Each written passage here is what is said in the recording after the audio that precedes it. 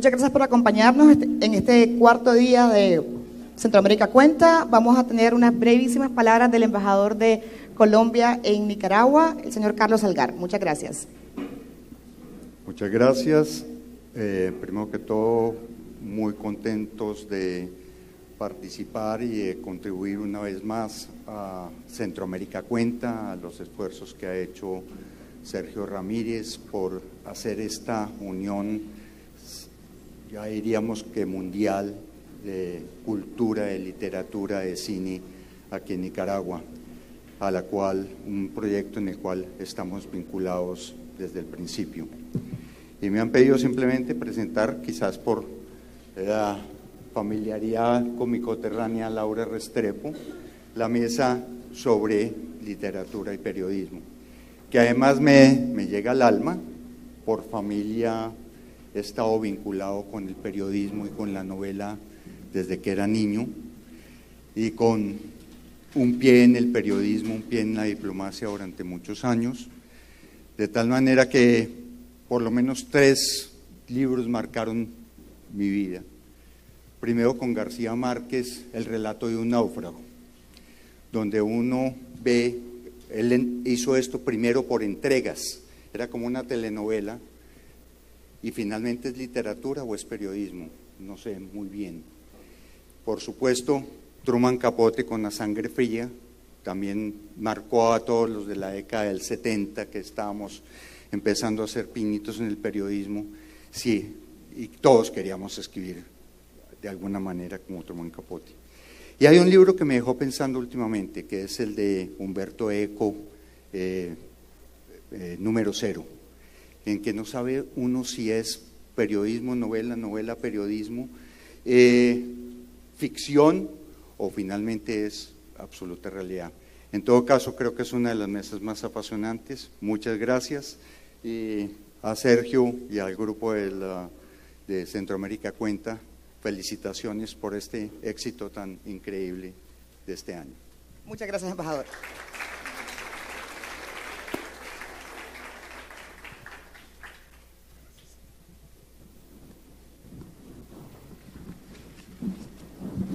Bueno, buenas noches y muchas gracias por estar aquí. Yo soy Sofía Montenegro y me toca moderar esta mesa sobre el tema de formas de la memoria, periodismo y literatura. Y tengo el gusto de presentarles, seguramente muchos lo conocen, él es muy querido en Centroamérica, don Manlio Argueta, poeta y novelista. Laura Restrepo, reconocidísima periodista y novelista, y Luis Philippe, perdón, tu nombre es D'Alembert, que es un poeta en lengua francesa, pero que también escribe en el idioma haitiano. Y por lo demás tiene una característica este grupo, en particular Laura y Luis Philippe, que vienen del periodismo y nos ubica en esa frontera entre en qué momento se da el salto del periodismo, que tiene que ver con la realidad, con los datos, la contrastación, lo hecho y un lenguaje que se supone que tiene que ser bastante conciso y preciso y directo. Y por el otro tenemos también la experiencia de Manlio, que viene de la poesía y también de la novela. Y esta diversidad de lenguaje, proveniendo de un territorio como el de América Latina y de unas décadas, particularmente la de las 80, que ha marcado mucho a Laura y a don Manlio, y seguramente a Luis Philippe, aunque como él mismo se ha definido, es un vagamundo, y los otros dos han estado más viviendo las experiencias del impacto político de los exilios, pero además narrando unas realidades que en el caso de El Salvador, pues nos resulta muy cercana porque tiene mucho que ver con la experiencia de las guerras de los 80. Y esta es la pregunta del millón, ¿verdad? Donde yo quisiera cederle la palabra a ellos, que tiene que ver con esta diferencia, en la que el lenguaje periodístico se nos ha enseñado, y de hecho intentamos practicarlo siempre, está al servicio de la verdad, ¿verdad? Y hay una frontera bastante clara entre la realidad y la ficción. La pregunta que quería hacerle es cómo son menos verdades, por ejemplo, las que puede expresar la ficción literaria que las que expresa el periodismo. ¿Es la diferencia en el lenguaje o en los recursos o en las capacidades expresivas, aparte de los límites estrictos en que el periodista está obligado a ceñirse a los datos y a la contrastación? Laura, en tu ejercicio periodístico. Bueno, encantada de estar aquí. Muchas gracias al embajador por su presentación y su apoyo. Muchas gracias a todos ustedes presentes, a mis compañeros aquí de debate, a esa presentadora de lujo que es Sofía, al equipo que tan gentilmente nos ha acompañado y ayudado, y desde luego a Sergio y a Tulita. Ya saben ellos que donde quiera que nos convoquen, ahí estaremos. Sofía, desde luego ni el periodismo ni la ficción llegan a la realidad, ¿cierto? Es anhelo que tenemos de buscarla, pero siempre desde luego se nos escapa. Quizá lo que se puede decir es que se nos escapa de distintas maneras, pero la realidad es algo que a saber dónde está. Quizá haya métodos distintos de perseguirla en periodismo y literatura. Durante décadas, quienes pasamos en algún momento por el periodismo, así después estuviéramos años haciendo ficción, sufrimos como el estigma de que como viene del periodismo, entonces no hace literatura. En parte quizá la culpa podía tenerla el periodismo en su pretensión de que lo que mostraba era la realidad, mientras que la ficción no. Y en culpa también de ese falso prejuicio que afortunadamente hoy en día se está cayendo, de que por alguna razón misteriosa la literatura era más prestigiosa o más enriquecedora o mejor que el propio periodismo. Yo tengo la teoría de que esas décadas de estigmatización del periodismo frente a la ficción vino también de un cierto desprestigio de la propia realidad que se dio sobre todo en los países del primer mundo, como si la realidad fuera solo percepción, lo cual desde luego es cierto, pero como si la realidad que interesara fuera solo la cultural. Entonces la literatura se ocupaba de la cultura, lo prestigioso, lo que estaba bien era hacer literatura sobre pintores, sobre escritores, sobre decir lo que ya de por sí tenía una capa de cultura, como una cultura lasaña, llamo yo, o sea, cultura sobre cultura sobre cultura. Mientras que el periodismo se lo consideraba como una actividad más elemental, más tercermundista, ocuparse de realidades históricas o de realidades sociales, de alguna manera era visto como algo naif, primitivo, como algo que no tenía interés. Yo creo que los grandes enredos en que anda montado ahora Europa y los Estados Unidos y la constatación de que no tenían fórmula definitiva para arreglar sus problemas, tumbó un poco esa falsa idea de que ya no había que discutir más la historia, porque la historia de alguna forma ya se había cumplido y que por tanto era propio de tercer mundo andar enredado con ese tipo de problemas. A mí me alegró mucho el premio Nobel que le dieron a Svetlana siempre digo mal, pronuncio mal su nombre, Ivanišević. Alexievich, con quien dialogué ahora en la Feria del Libro de Bogotá, porque de alguna manera siento que ahí en Estocolmo, al darle el Premio Nobel de Literatura a una periodista, están echando por tierra ese viejo prejuicio de dos métodos de escritura tan válidos el uno como el otro, tan lícito que cada uno recurra al otro para hacer su propia tarea, y espero que hayamos superado de una buena vez esa falsa disyuntiva. ¿Usted piensa lo mismo, Jean-Louis? Sí, buenas tardes. Quisiera decir que estoy yo también muy feliz de estar aquí, sobre todo que es la primera vez para mí estar aquí en Nicaragua, entonces soy muy emocionado, puedo decir.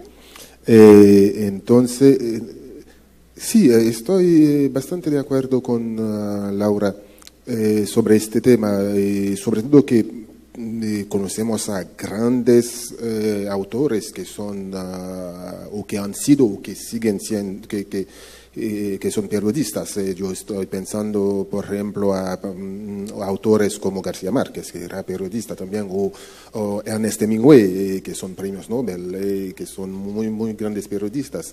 Pero yo diría algo que para mí lo más importante, o lo que hace la diferencia entre periodismo y poesía, uno de los elementos más importantes es la relación con el tiempo, y que no es lo mismo. Esta pretensión de lo que estabas hablando antes es que quizás el novelista, por ejemplo, ya sabe o que intenta escribir para, digamos, haciendo una obra que espera que le podrá sobrevivir. Y el periodista está escribiendo para un consumo, diría, inmediato, que no está pensando a algo que le podría sobrevivir, porque si se escribe, por ejemplo, un artículo, lo sé que es un artículo que van a leer hoy o quizás mañana, y después este artículo teóricamente no tendría que existir, no tendría ningún valor.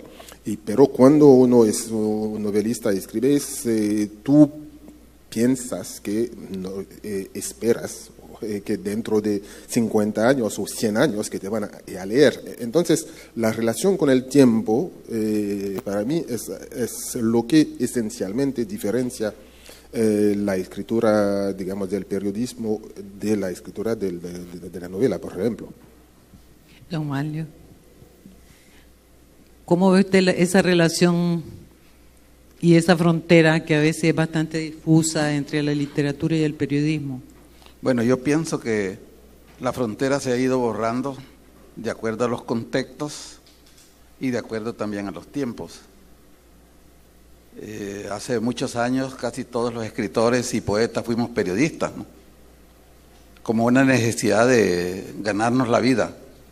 Fue al revés, es decir, como poetas y como escritores nos convertimos en periodistas.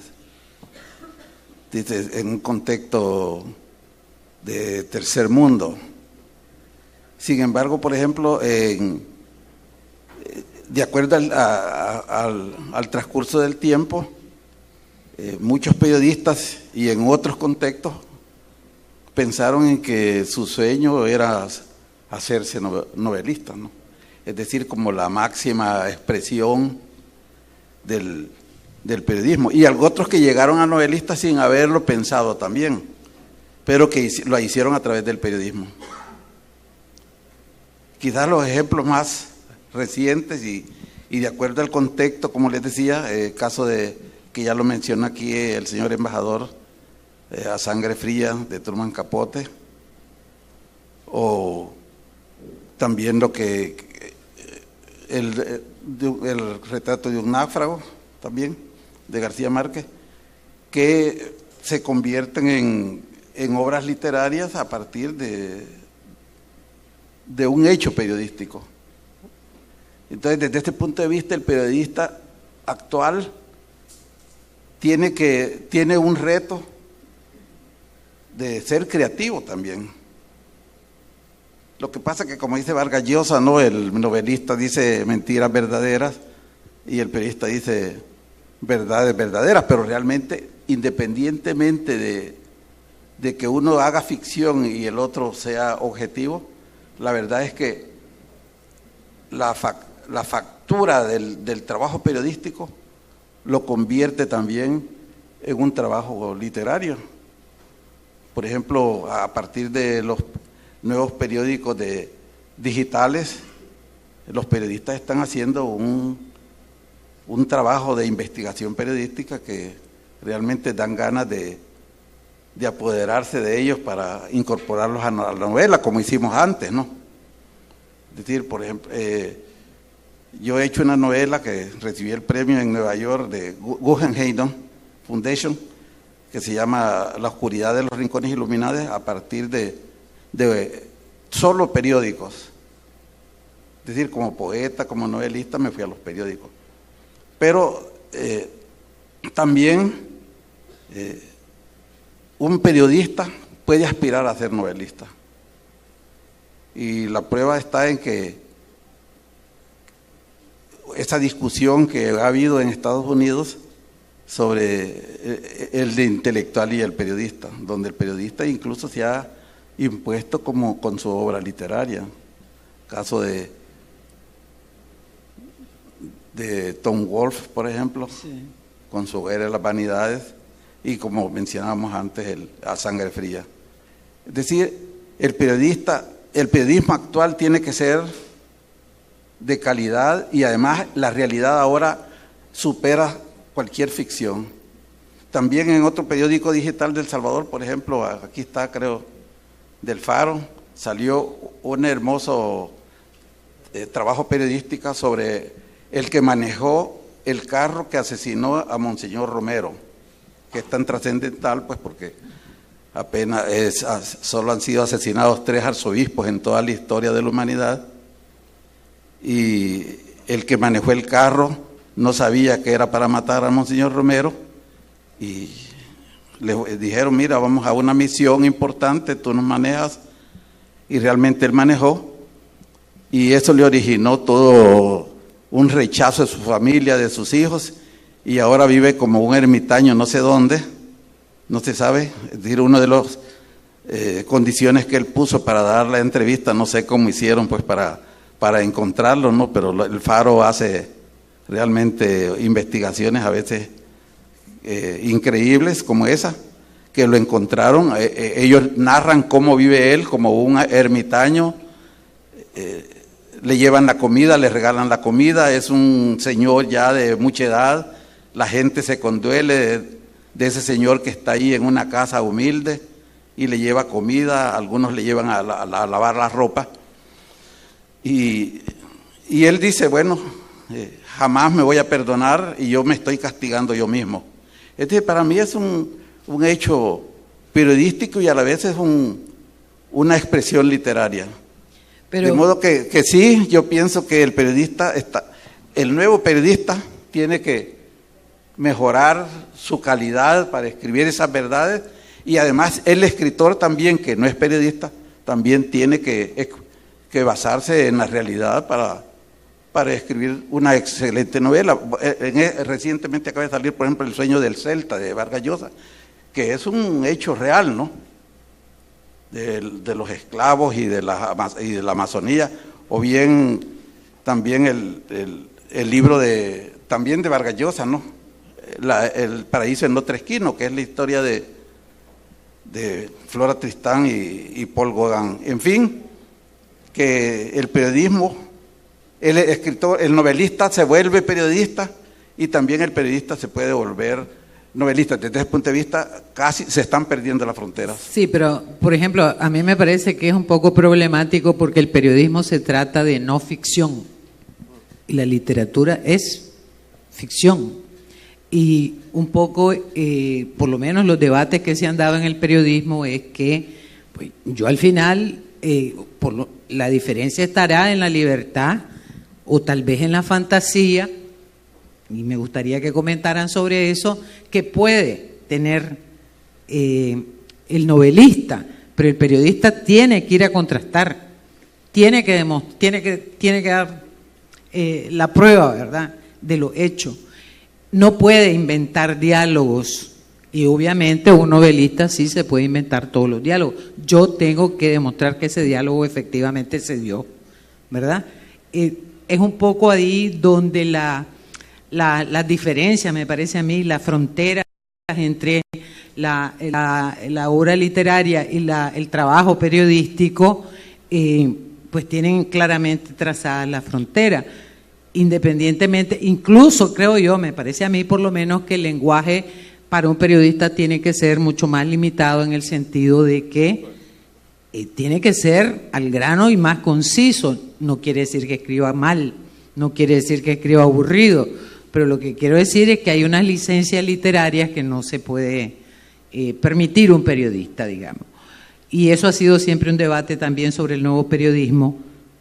Por ejemplo, entre el ejemplo del reportaje comprobado casi minuto a minuto sobre Hiroshima, que hizo un señor que se llamaba Hasher, y A Sangre Fría, ¿verdad?, de Truman Capote, porque uno puso un poco más, digamos, de ideas, o se imaginó diálogos en la cabeza de los protagonistas, pero el de Hiroshima no, lo basó todo exactamente en los testimonios de 6 sobrevivientes de Hiroshima.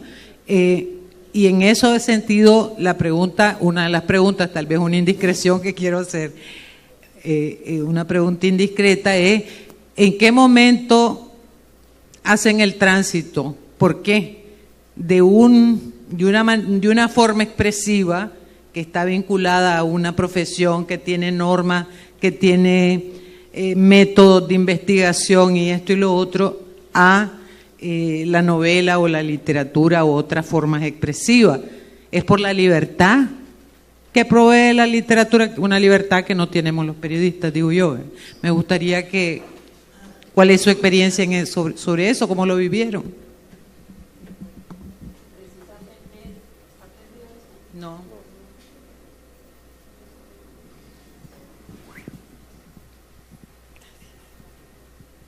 ¿Ahora sí? Sí, ahora sí. Precisamente por lo que está diciendo Sofía, yo dejé de ser periodista, porque es que yo como periodista hacía todo lo que no se podía hacer.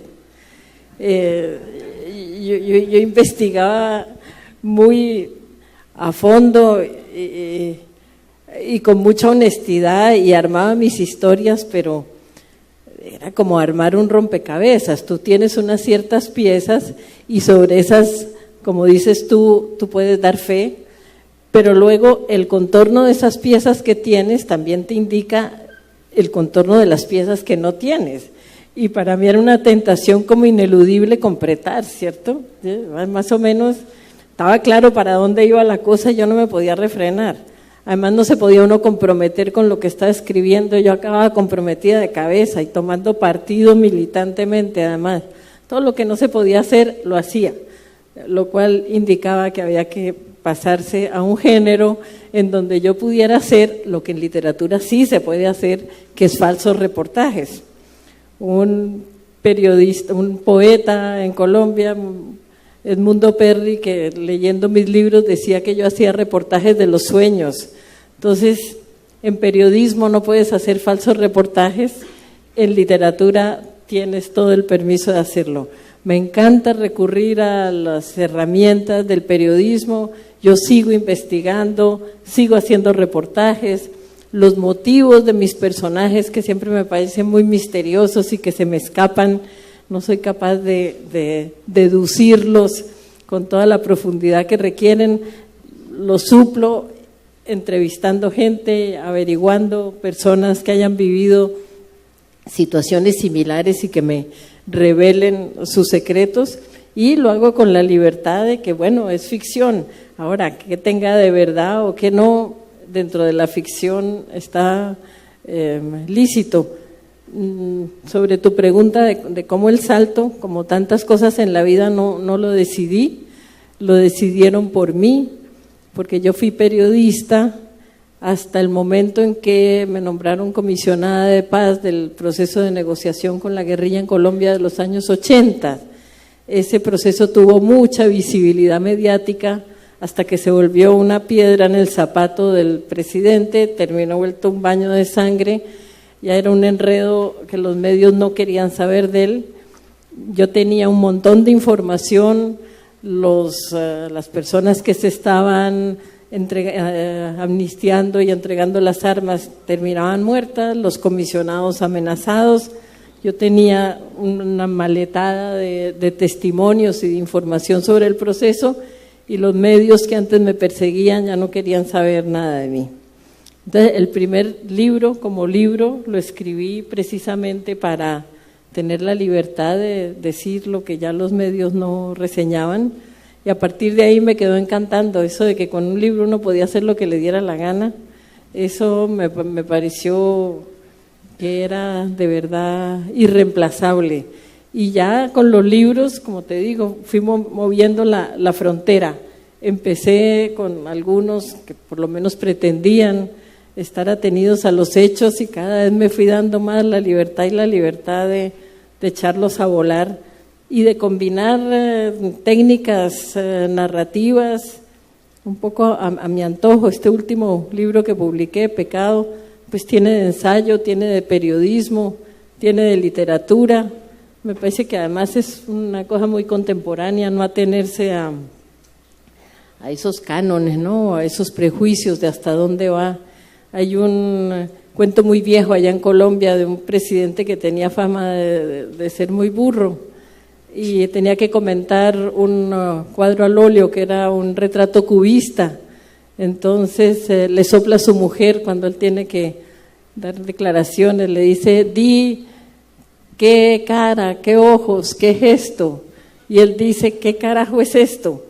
Bueno, yo creo que es lo que pasa ahora con mis libros. ¿Qué géneros son? ¿Qué carajo es esto?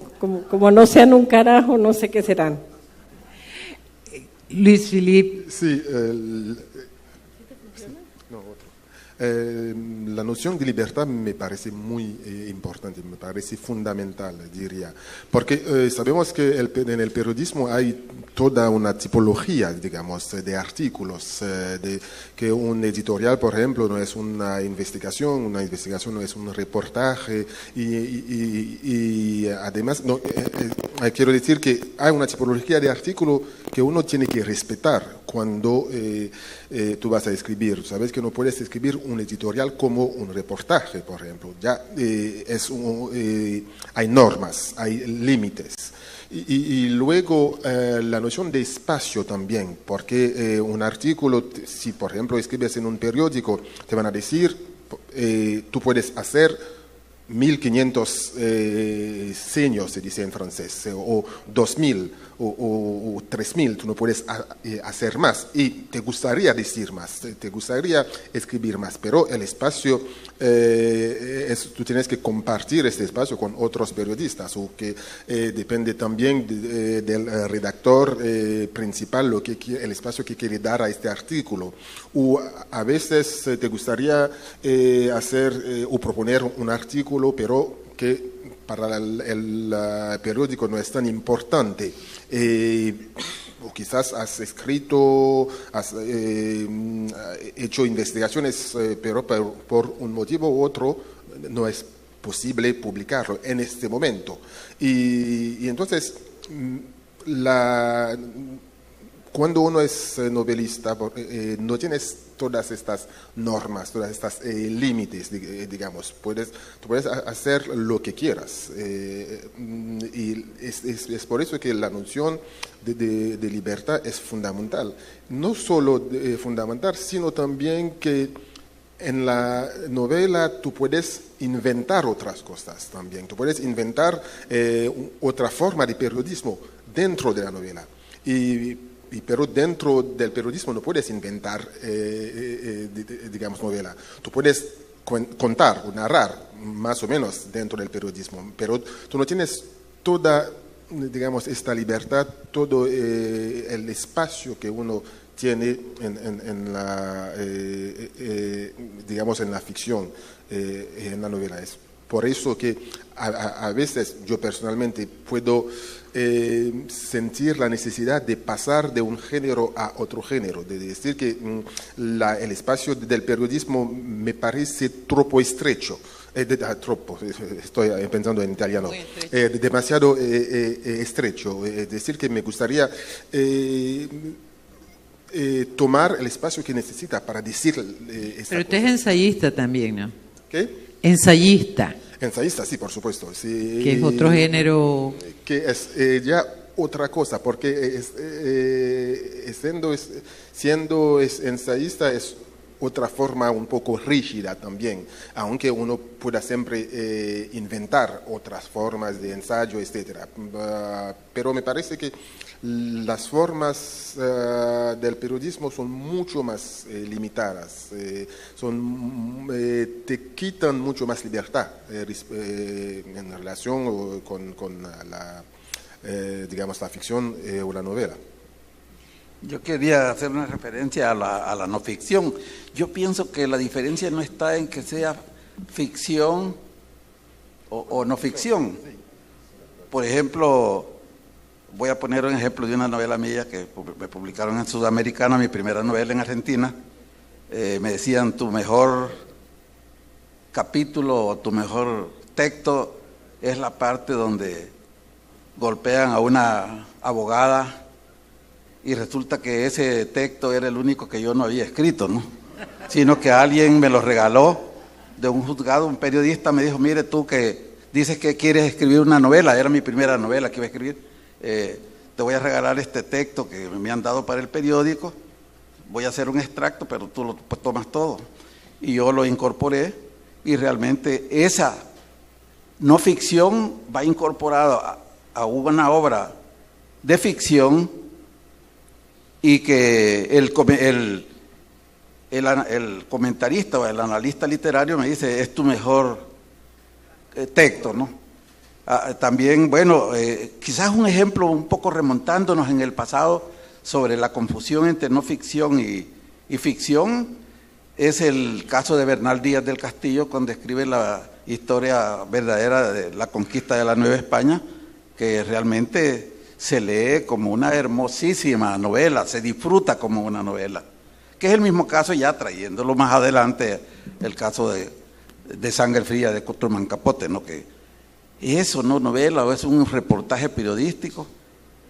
Lo de Bernal Díaz del Castillo, ¿qué era? Es una expresión, es escribir historia, un ensayo, y sin embargo es real lo de Bernal Díaz del Castillo, pero cuando uno está leyendo esa obra que tan maravillosa, es como meterse a los sueños de esa época cuando conquista Tenochtitlán, ¿no?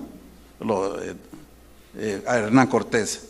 De modo que no es como que sea no ficción o ficción lo que hace la diferencia entre el periodista y el novelista, sino el impacto emotivo que pueda causar un texto frente al lector. Yo también, en Un día en la vida, que es una de mis novelas más conocidas, incluí una carta que me escribió mi hermana, ¿no? Sobre un hecho que había ocurrido en la catedral, y también me consideran que es una de las cosas más chistosas esa carta, ¿no? Dentro de mi novela, que yo no me la pude haber inventado, que es donde yo narro de cuando confunden, se han tomado la catedral. Llega Monseñor Romero, regaña ahí porque se han tomado 15 personas la catedral, la casa de Dios, y ellos se defienden diciendo, bueno, le hemos tomado para que liberen a unos campesinos. Y ellos tienen un cumbo, uno de esas de leche que se usaba antes, leche en polvo, Ceteco, ¿no? Marca Ceteco, de 5 libras creo. Y los 2 botes de lata, uno lo ocupan para orinar y otro lo ocupan para tomar café. Y un día se confunde la cocinera, y donde orinaban hizo el café y empezó aquel humo a echar. Es decir, eso me lo alaban a mí como un texto hermoso, pero resulta que es una carta que yo me encontré de alguien que la había escrito. Que yo incluso le pedí permiso para usarla y que si me la regalaba, y me dijo, sí, es tuya también. Es decir, he tenido suerte para que me regalen textos, ¿no? Yo una pregunta que me hago, y no sé si también en el público ha habido esa sensación o esa experiencia, por lo menos yo la he vivido también, porque usted mencionaba de que en realidad ustedes eran usted en particular, o su grupo, eran escritores que se hicieron periodistas para sobrevivir de alguna manera. Y al camino al revés, ¿verdad? Cuando un periodista se pasa, digamos, a las filas o a hacer ficción, me pregunto yo si esto no es una tradición ya en América Latina, porque a veces yo siento que la represión, por ejemplo, la ausencia de información, el caso de Nicaragua es un ejemplo de secretismo donde lo haya, donde la imposibilidad incluso de hacer periodismo, porque toda la información pública es prácticamente inaccesible, se convierte en secreto de Estado. Hay un montón de cosas que uno sabe, ¿verdad? Porque la ha vivido, la platica con la gente, no puede demostrarlo. Y entonces yo, por ejemplo, a mí me dan ganas de escribir cosas porque yo sé que ni la ciencia política ni las investigaciones de carácter social me permiten decir algo que no tiene un concepto, ¿verdad? Yo una vez decía, discutiendo con unos cientistas políticos, que yo no encontraba ninguna manera de explicar la forma de régimen que tenía Nicaragua, ¿verdad? Porque no cabía en ninguno de este aparato conceptual que estaba ahí, y que ahí era donde se sentía la necesidad de la libertad de la literatura, porque yo sí creo que la literatura ofrece, y la no ficción ofrece una libertad que un periodista jamás va a tener realmente, porque está contrañido por las normas, pero por el otro está contrañido por el poder, digamos. Por el poder básicamente que siempre tiene una dimensión operativa, digamos, en la vida de todo el mundo. Qué sé yo, pues un periodista puede ser acusado por difamación, ¿verdad? Que hay mucha tendencia en América Latina a utilizar este tipo de situaciones para reprimir caricaturistas, para reprimir periodistas o medios. Es decir, solo veamos el caso de Ecuador, que es una cosa tremenda. Y me pregunto si eso ha sido también un motor impulsor para moverse, digamos, del ámbito del periodismo a escribir, a convertirse en un novelista, porque yo sí siento que la novela da una capacidad expresiva gigantesca, ¿verdad? Creo yo, pero yo no soy novelista, ¿verdad? Yo trabajo como periodista y hago investigaciones y tengo que andar detrás del pinche dato y tengo que decir que la mula es parda, como decimos en Nicaragua, porque tengo los pelos en la mano. Pero no es el caso es decir, a mí me inquieta esto por el otro, si el hecho de que hay tanta censura o autocensura, ¿cuál ha sido la experiencia de ustedes? Ustedes han sido... Usted ha sido perseguida básicamente en Colombia, ha tenido amenazas de muerte justamente por el ejercicio de la profesión también. No sé cuál es la experiencia de Luis Felipe en Haití, y don Manlio, pues supongo que tampoco fue muy fácil toda esta historia de los 80 en El Salvador, ¿verdad? Y no sé pues ¿en qué momento se mueve uno? Pues esa es un poco la pregunta y el tema de la expresividad, porque creo que es algo que motiva mucho estos traslapes, digamos, entre una profesión y la otra. Sí, claro, bueno, desde luego los intereses de los grandes medios te limitan enormemente en qué se puede decir y qué no, pero también esa tendencia tan mediática de que solo es noticia lo que ya es noticia, de que solo es interesante lo que ya es interesante, solo es célebre lo que ya tiene celebridad. Ve tú a escribir de algo desconocido, eso no te lo aceptan porque eso no es noticia, solo es noticia lo que ya es archinoticia, que es un mecanismo curioso. Y luego, claro, en un continente como el nuestro, pues las amenazas que pesan sobre el periodista son grandes. A mí me pasó en algún momento que hice una guión de telenovela sobre lo que había sido una investigación periodística de una vendetta histórica entre dos familias de las mafias originales colombianas que tenían una guerra casada hasta la muerte del último varón del clan contrario. Y hice el reportaje para la televisión, lo hice para una revista, luego lo completé, iba a hacer una serie que iba a montar una programadora en Colombia. A pesar de que se cambiaron los nombres cuando los protagonistas originales de la vida real de la historia se enteraron, mandaron decirle a la programadora que le pondrían una bomba si salía la telenovela. Entonces la telenovela no me compró finalmente el guión, yo me quedé con meses de trabajo ahí y dije, bueno, pues entonces ahora voy a hacer una novela, ya que me quedé con esto enmochilado, vamos a hacer una novela. Pero de todas maneras me busqué ponerme en contacto con el abogado de esta gente y les mandé decir, dice, mire, yo no estoy pidiendo permiso, voy a hacer una novela basada en su historia, pero de todas maneras lo que quiero es como que me digan qué me va a pasar. Sí, bueno, en Colombia ahí las cosas a veces no hay más remedio, ¿cierto? Bueno, la voy a hacer, pero que me digan qué va a pasar. El hombre se fue y apareció como a los 15 días, ya había hablado con ellos y me dijo, pues ellos le mandan decir que telenovela no permiten de ninguna manera, porque sus mujeres y sus hijos ven telenovelas, pero que si usted quiere escribir un libro, que lo escriba, que eso no lee nadie. Así que de alguna manera el anonimato que tienen los libros también nos da cierta libertad que de golpe la gran exposición de los medios no te dan. Sí, aquí hay que, ese elemento seguridad pesa mucho.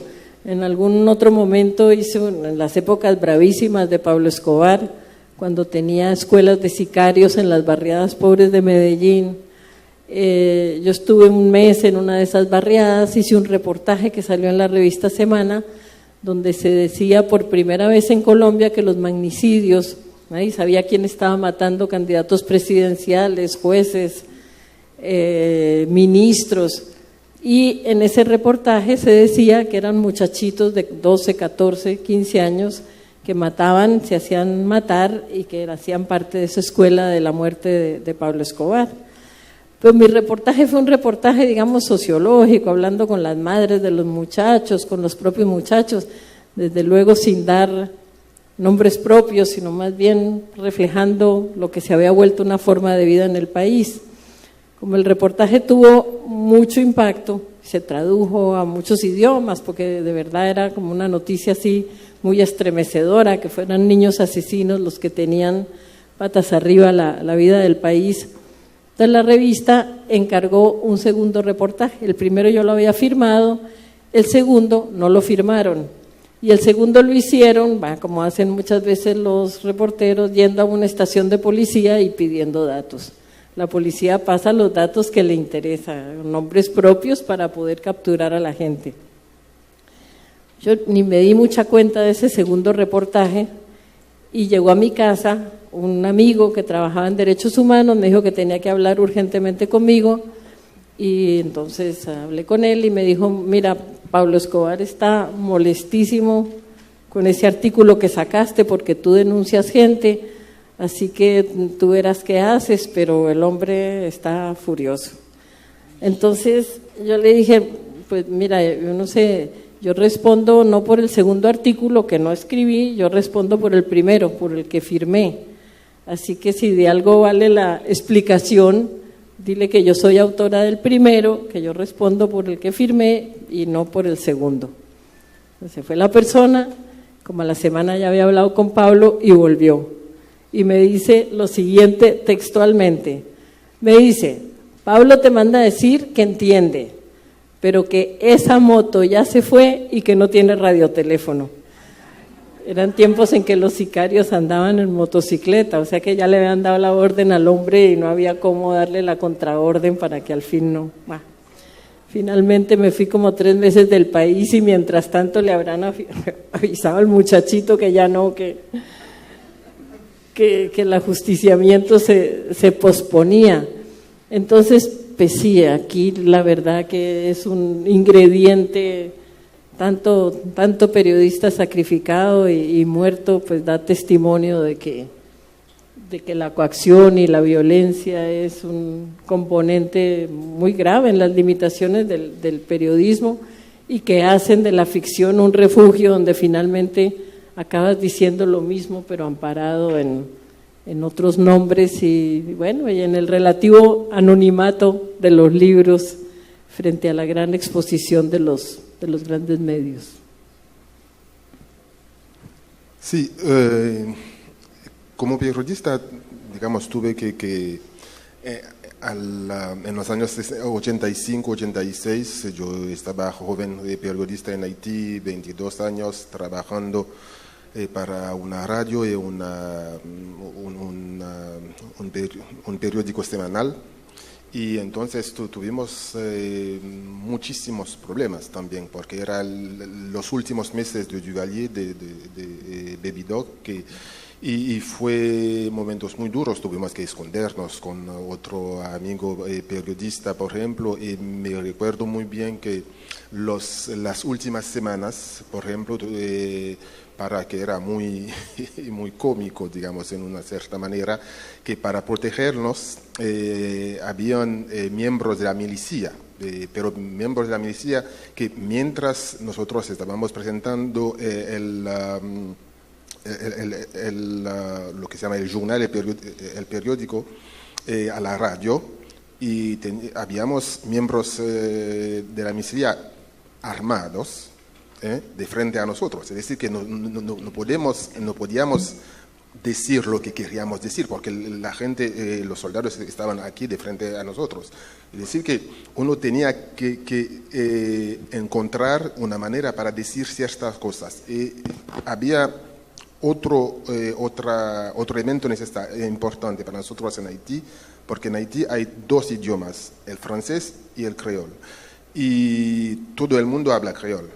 Pero no todo el mundo habla francés, es decir, que quizás 30 o 35% de la población habla francés. Es decir, que hay ciertas cosas que podías decir en francés que el poder dejaba pasar, porque sabiendo perfectamente que todo el mundo no entiende el francés, pero no podías decir cualquier cosa en creol. Es decir, que a pesar de todas estas cosas, para mí la diferencia entre periodismo y digamos, literatura no es tanto en los peligros que uno puede vivir, como en el lenguaje. Es decir, que, por ejemplo, el periodista tiene que ser eficaz. Es decir, la lengua del periodista tiene que ser una lengua eficaz, tiene que decir las cosas para que todo el mundo pueda entender, digamos, entender rápidamente. Pero un novelista no tiene esta obligación de ser eficaz, no tiene que, tú puedes escribir algo porque alguien que te lee, tú estás inventando, digamos, tu forma cuando escribes una novela o un cuento o no sé qué.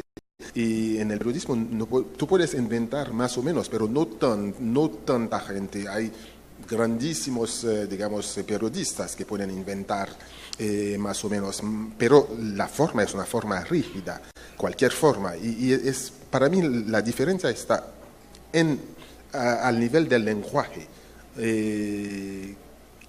mucho más que a diferencia de los peligros que uno puede vivir, que puede vivir también como escritor. Que existe también en nuestros países, algunos escritores, por ejemplo, en un país como Haití, algunos poetas tuvieron tantísimos problemas, mucho más que a veces que digamos, periodista, ¿no? Entonces, la diferencia está, como lo estaba diciendo antes, en la relación con el tiempo, lo que tú cuando escribes, tú tienes que escribir para ser entendido, muy rápidamente. Tu lenguaje tiene que ser un lenguaje muy eficaz y no puedes hacer un artículo, digamos, surrealista, porque tú tienes que hacer algo que la gente puede entender. Eso es uno de los principales elementos de diferencia entre periodismo y novela. Don Manlio, ¿usted cree que al paso que han venido las cosas en nuestros países y particularmente en Centroamérica, yo solamente arrojo el dato provocador de que hay un montón de periodistas asesinados y pocos novelistas muertos? Entonces parece que la literatura promete más que el periodismo, desde ese punto de vista. ¿Y usted que vivió cosas duras en El Salvador, qué piensa? Bueno, en el caso de El Salvador es igual. Periodistas o poetas también son asesinados o han sido asesinados. Y yo les decía también por ejemplo, 3 o 4 de los escritores más reconocidos en El Salvador han sido periodistas. Por ejemplo, Roque Dalton fue periodista. Que era su amigo además, ¿no? Álvaro Menéndez Leal, que ha escrito una obra muy conocida que se llama Los Negras, también fue fundador del primer periódico de El Salvador.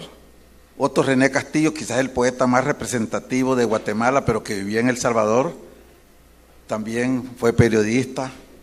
De verdad, lo que pasa es que éramos un poco periodistas artesanales, por eso es que yo decía que depende del tiempo. Es decir, nosotros éramos periodistas artesanales para ganar la vida.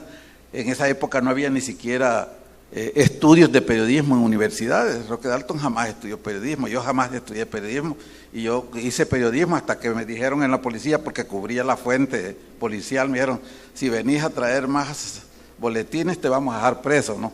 Porque éramos ya como conocidos escritores de la generación comprometida, escritores rebeldes, que incluso teníamos que escondernos, de modo que en El Salvador también el periodista, el novelista, se expone, ¿no? Cuando se publicó Un día en la vida en El Salvador, mi novela, ahí Italo López Vallecillo, que es poeta, dramaturgo y historiador y además periodista. Es decir, ahora su libro más conocido, no lo había mencionado creo, es el libro Historia del periodismo en El Salvador.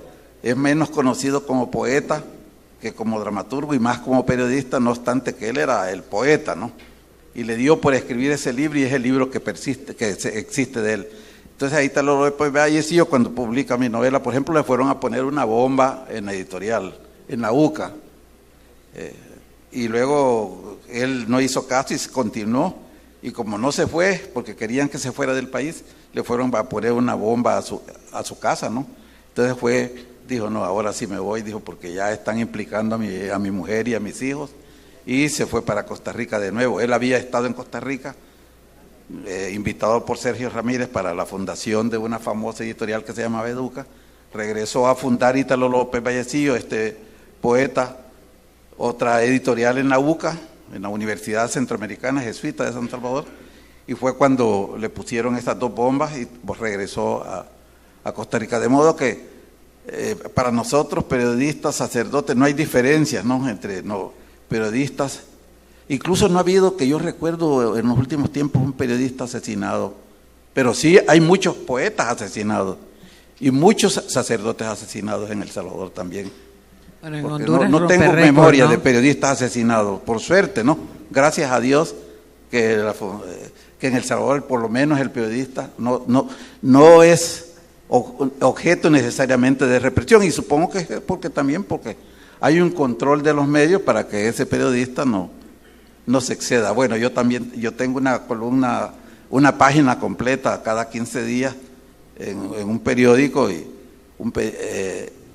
pese a que antes habían dicho a Roque Dalton y a Manlio Argueta no les publicamos ni siquiera un poema a la Virgen María, de manera que ahora que me dan una página completa, no me importa qué periódico sea, pero yo tengo que mandarla con 10 días de anticipación, mi columna. De pronto yo decía, bueno, a lo mejor a todos les piden con 10 días de anticipación, ¿no? Pero de pronto veo un artículo de alguien o una columna de alguien que está hablando de lo que sucedió hace 3 días.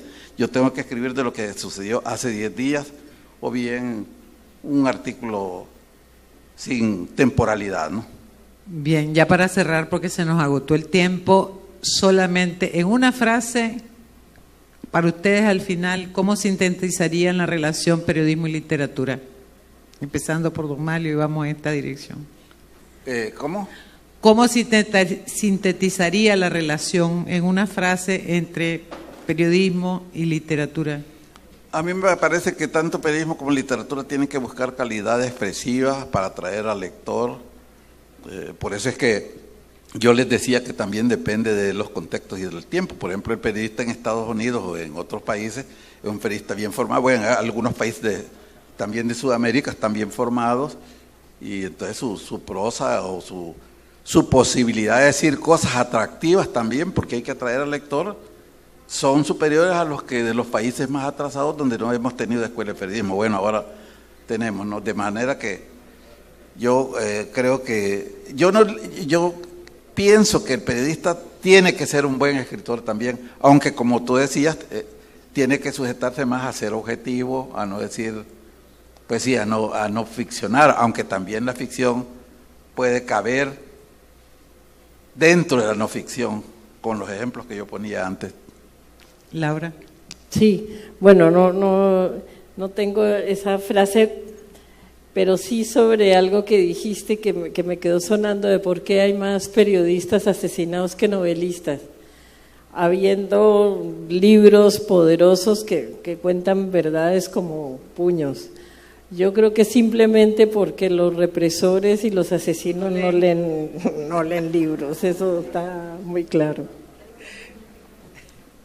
Yo personalmente diría que el periodismo me ha llevado a algo importante para ser novelista, que es la disciplina. Bueno, muchísimas gracias a los tres panelistas aquí, a ustedes por asistir.